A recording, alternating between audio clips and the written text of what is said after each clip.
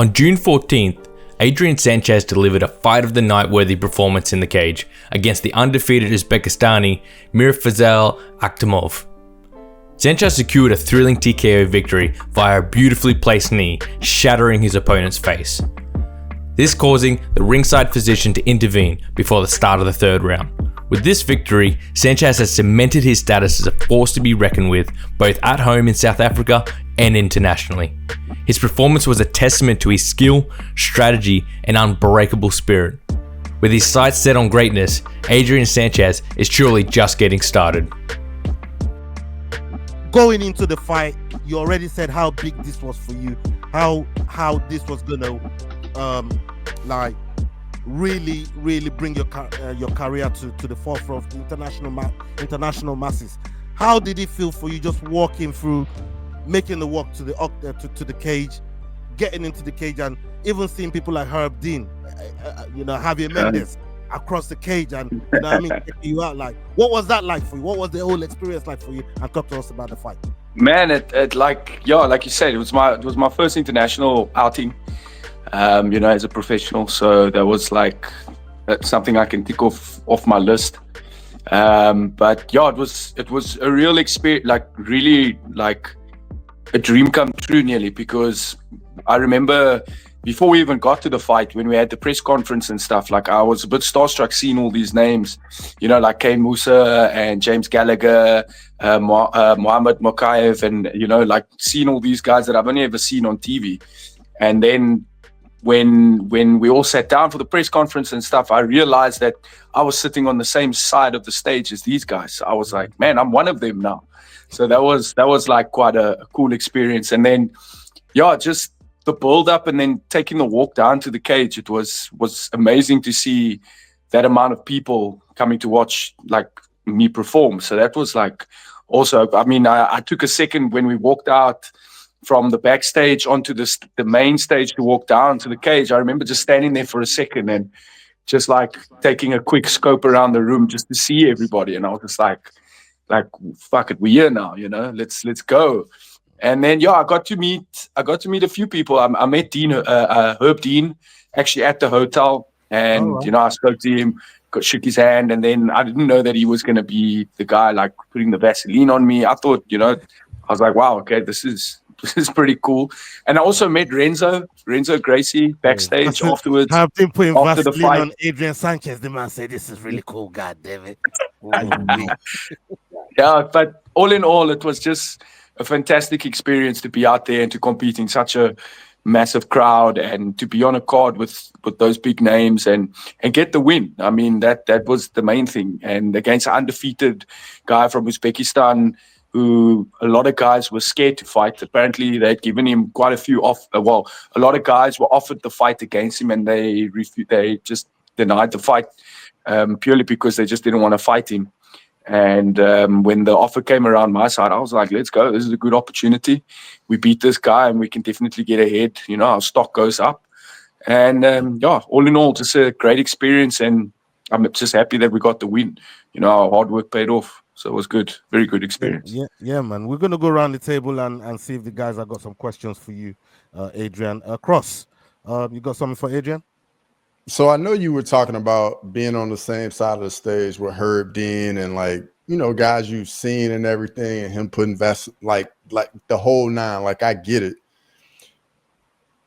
Explain what it's like to have that, and then being able, you got to lock back in because you got to be prepared to perform when the time's right.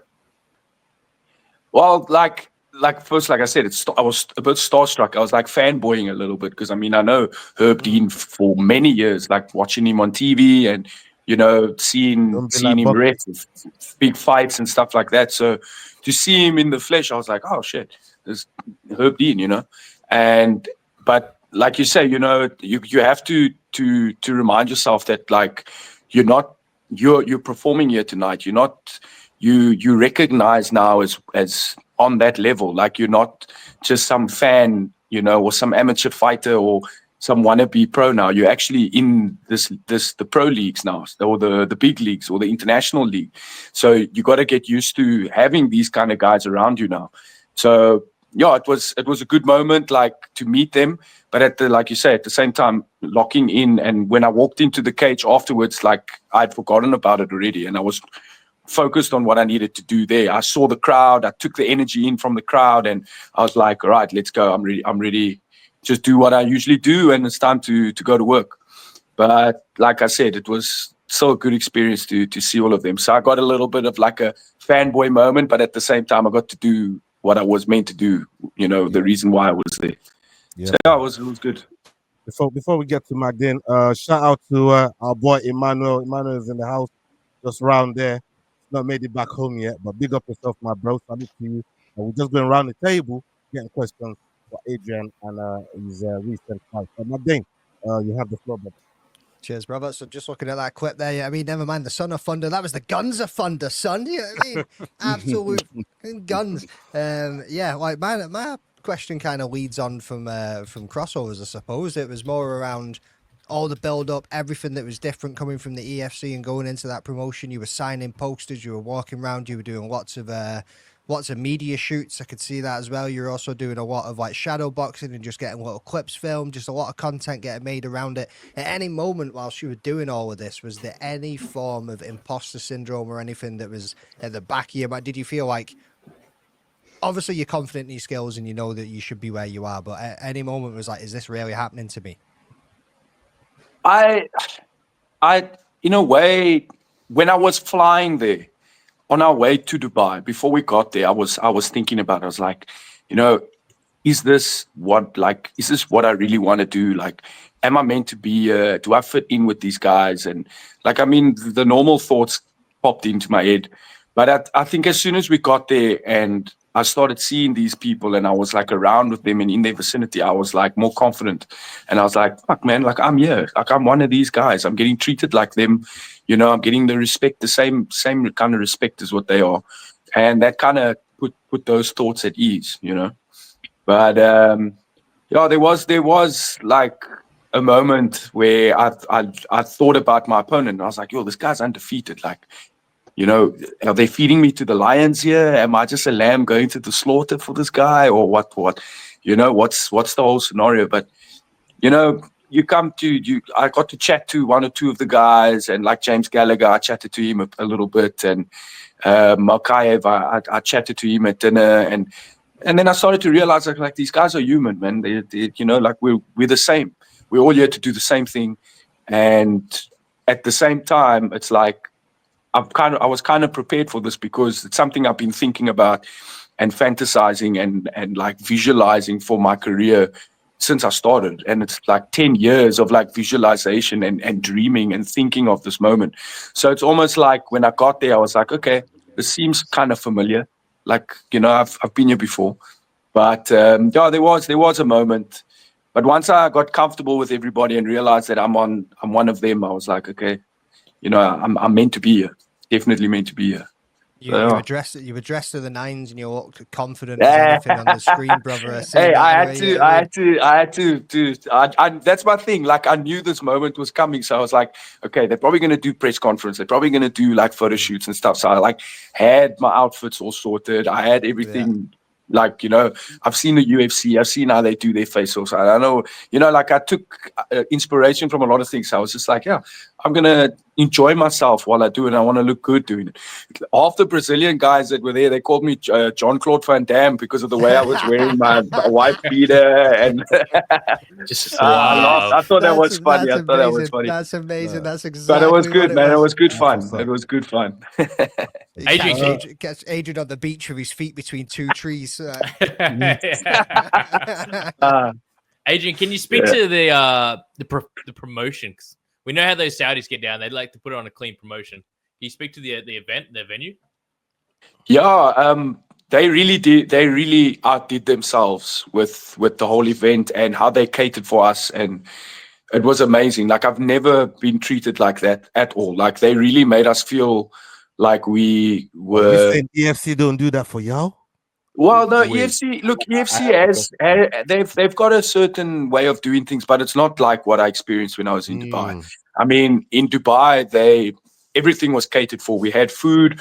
Obviously, we had a place to stay, and And like we had people on call and on WhatsApp that I could just message. What if I needed anything, I could just message them. Transportation, the whole works. Everything. They were there. They sorted me out.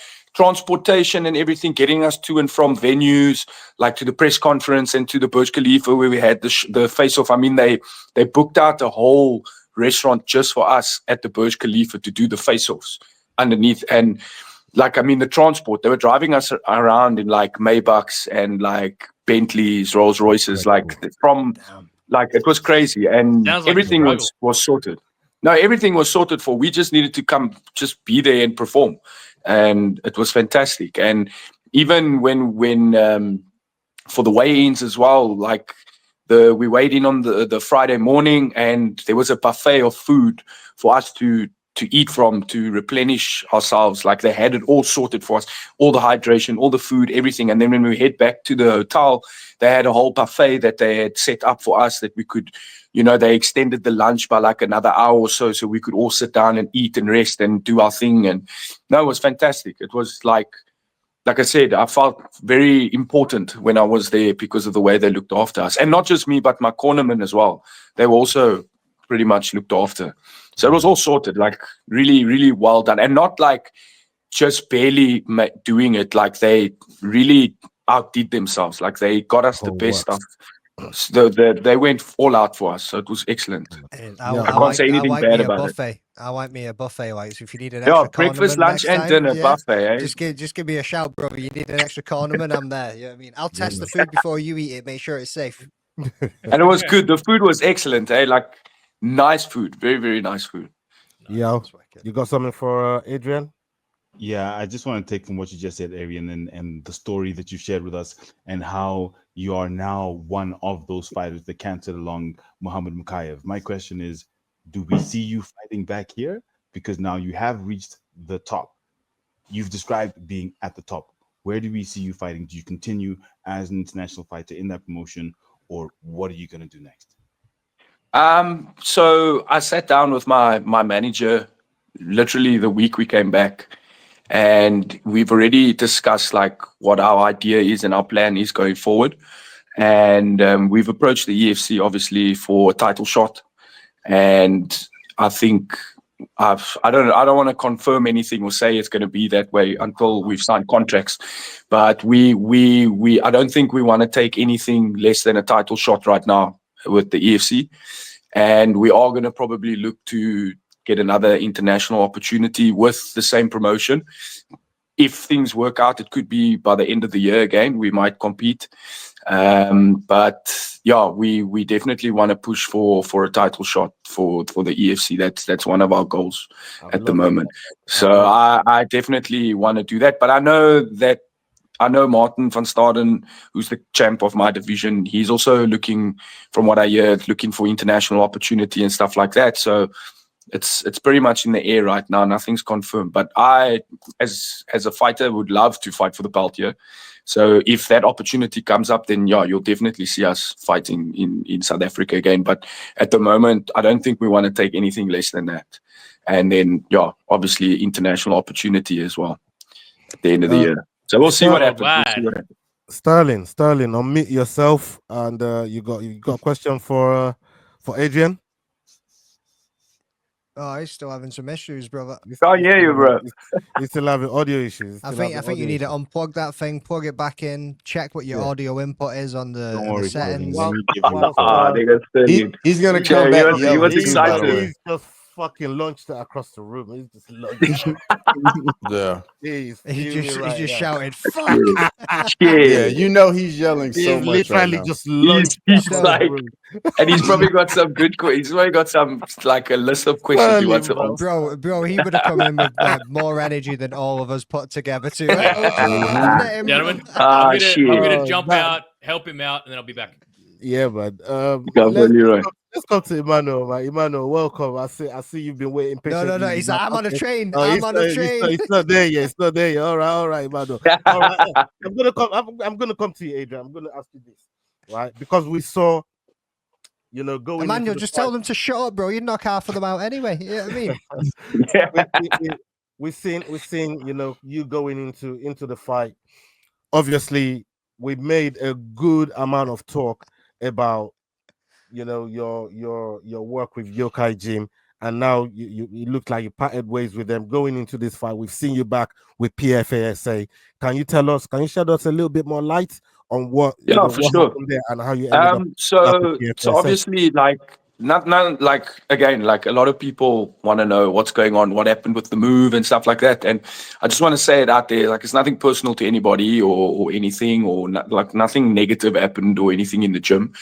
I just came to a realization, and obviously just wanted to make a decision for myself, Mm. career-wise and things like that. Obviously, with this big opportunity that came by, I just needed to be in a little bit of a more like a professional environment where there was other professional fighters that I could train with and feed off, and having Mikey there and being under his wing again and stuff, because it was a massive opportunity. And I'm not saying that Yokai was lacking anything, but what I needed was at PFA. And so I just approached Mike and asked him if I could come back and finish up the camp. And he was all more than happy to have me back there. So yeah, I joined up with the gym again, and I've been training with them ever since. And I had about like a month before the fight when I joined up with them.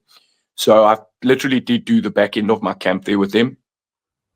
And yeah, it was a good decision to make. And I'm still on good terms with Yokai and so on. But it was just a decision that I needed to make for myself. And I just felt that being in an environment where the training is a little bit more on a higher level, because I was the only professional fighter at Yokai, and I was trying to help build the amateurs and stuff, which was going very, very well.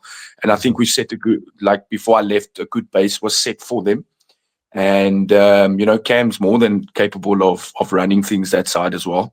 So it's not like it was a massive loss or anything like that. And again, it wasn't anything personal to anybody. It was just something that I decided for myself, and I just thought going to PFA is going to do better for my career and for my training, and just and like the comment says here now, I was just trying to do what I felt was best for myself, and that was out of respect and honor for everybody. And I was supposed to take Cam with me to Dubai still, regardless of going to PFA. He was still going to be in my corner. But unfortunately, he got injured like a week and a bit just before we had to leave. I think he tore ligaments in his knee and he popped his ankle during training or something like that. So that was a bit unfortunate. So I had to switch up my corner a little bit. And then we had some of the guys from PFA that were available to come with me. So things worked out well and everyone's happy, and, it's for the best at the end of the day. I mean, for those that don't know about PFASA, they've got a fantastic coach over there. In Mike Bonamy. He's been around Adrian's career from before you went to Yokai, and obviously going back to him, it feels like home a little bit more as well. Definitely. I feel more at home, and like also I've got my coach back full time now as well, so I don't have to necessarily worry too much about making the decisions myself. It takes a lot of pressure off me, because obviously he will guide me and direct me. All I need to do now is just pitch up and train and do what I need to do, and he'll be there to manage the reins. And then obviously my manager is there as well to help us out, so we're all working together. It's a good environment now at the moment. And future fights, you're going to see me under the PFA banner. Yeah, man. So before we move to some of the other topics that Leroy has put together for us, I just wanted to ask you one more thing regarding one of your teammates in Tumelo. We know he's on the Ultimate Fighter, and I mean, obviously putting you going on international duties as we see just now, and Tumelo doing what he's doing, Bonzo still doing what he's doing over there. And I know both of you are really, really close as well. How proud are you of what he's been able to accomplish, and where the gym is going as well as a whole, and how that affects your career going forward? Yeah, man, like I'm very, very chuffed with Tumi. Like he deserves the opportunity. I mean, he's a skilled fighter. He's got a lot of potential. He's very young as well, and he's tough. He's a tough son of a bitch as well. And I'm very proud to be part of his team, and proud to call him my teammate. Excuse me. And yeah, and just being able, being on the mat with him and training with him and rubbing shoulders with him, that exposure and that experience that he's had, he's kind of shared that with us as well. And then with me going overseas and getting that experience and having that fight as well in the UAE, because Tumi fought in the UAE Warriors before he went to the UFC, that gives me confidence as well, because now I'm like, wow, I'm kind of going in the same route as what Tumi did, and he got a good opportunity to fight for the UFC. So, I mean, that gives me some confidence and some hope that with me kind of doing the same thing, I could get a shot at a bigger promotion as well, like a PFL, one championship, maybe even UFC, if I'm, if that's what God has in store for me. So yeah, and it's nice to know that PFA is now really producing these high level fighters. And I think in Cape Town, we're the only gym that has international MMA fighters at the moment, if I'm not mistaken. I stand corrected. So that's also a feather in our cap at the moment. And we're definitely going to have more in the future. That's for sure. And it's nice to be, one of the first, myself and Tumi, one of the first to do that. And we can set a nice, open it up for whoever else comes after us. So yeah, it's good. I'm proud of that. I'm very proud of that, and proud of Tumi as well. Yeah, fantastic. Shout out to G.I. Jess as well, man. Jess Monami. Shout out to G.I. Jess. She's a soldier, man. Real soldier. I just want to jump on Jax's question before we move on there. Jax said, if you get offered the EFC title fight and another fight with 971 FC, which one would you take? Yo, I saw that pop up. No, it's a hard question, because the only reason why I would fight again in the EFC like right now is for the title. So that is definitely something I would consider. But the money is so good at 971. Like, I really got a good purse out of this last fight. And if I can get a few more fights like that, I mean, I'm set for a good long time. So it would depend on who it is that they offer me to fight and how much they offer me to fight for at 971. But I personally would take the title. I mean, it would be nice to become a world champion, get the belt, and then see what happens after that. I'm mighty surprised that fucking mic is still alive somehow. I don't know how that mic is still together. I see what you did to that mic. Can y'all hear me? Yeah, y'all can hear me, bro. Yeah. Oh, boys, you missed a perfect opportunity to trigger him there. Fuck, let's go. First of all, we're past the 2-minute marker. Emmanuel, what the fuck's going on? Adrian, you knocked the motherfucker unconscious again. You have another warrant for your arrest. What the fuck did y'all do after the fight, son? And what was the vibes like in the locker room? Ola Spucker Spliff. What the fuck is up, boys? It's the fucking fight week show on a Wednesday.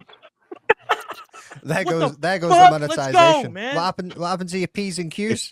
It worked out perfectly that it took so long to get his microphone working. Yeah, I know why his mic was on mute. That mic had enough in it. That mic had enough. That mic had enough. Hey, I launched this thing. I don't know if y'all saw that, but I launched this thing across the living room. I saw it. He pulled it out like completely. He went offline through the fucking mic. Hey, Leroy is Jesus Christ reincarnated. That dude is a legend. And nobody wants to believe me. I keep telling people, but nobody wants to believe that shit. It's the beard. Comes with powers like Samson. Leroy walks on water, brother. But Adrian, my bad. Yeah. Well, to answer your question, what do we do afterwards? So you first going back. First, it took me like 15 minutes to get 20 minutes. And I shit you not, like 20 minutes to go from the cage, from when we won the fight, from the cage to the back area, because everyone just wanted to take pictures and videos with me.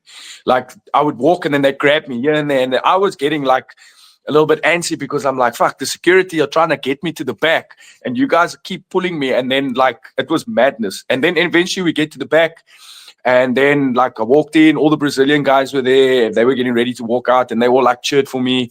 And then I was getting changed, and my cornerman, Ryan, he came up to me, and he's like, hey, do you see who's sitting over there? So I turned around, like, I don't fucking notice, because I'm on cloud 9 at the moment. And I was like, who's that? And he's like, that's Renzo Gracie. So I was like, oh, fuck. So I went up to him, shook his hand, and he like gave me props and like congratulated me. And he was like, hey, brother, that was a good fight. He's like, you almost got him with the knee. And he's like, oh, it was phenomenal performance. Took some photos with him. And then, got changed and went out. And we got to go sit in the VIP area, got to watch the rest of the event, which was pretty cool. Still people coming, taking photos and wanting pictures and videos and I don't know what all. And then we eventually went back to the hotel room, and this is like 12:30 in the evening. And then we decided to go, like, I'm not a big drinker or like, I'll go have a party, whatever, but I'm not really like a big drinker or whatever. So we went and we had a burger and a beer, which was like in rands, the most expensive burger and beer I've ever had.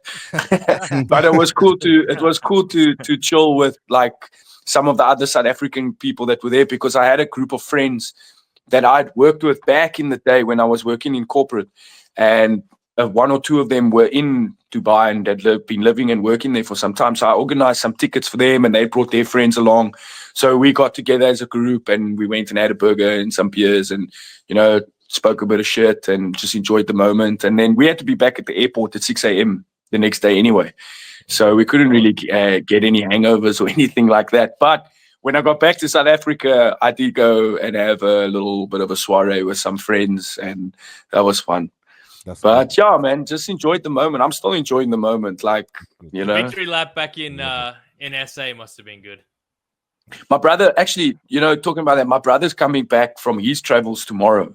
And he's already told me, he's like, when I get there, we're going to celebrate properly. You and I, we're going to go. And I know when it's me and my brother, you got to lock everyone away, because we're going to have a good time. So, yeah. If you've enjoyed this video, don't forget, we do our Dust Off Shakedown every Wednesday, 9 p.m. UK time. Don't miss it.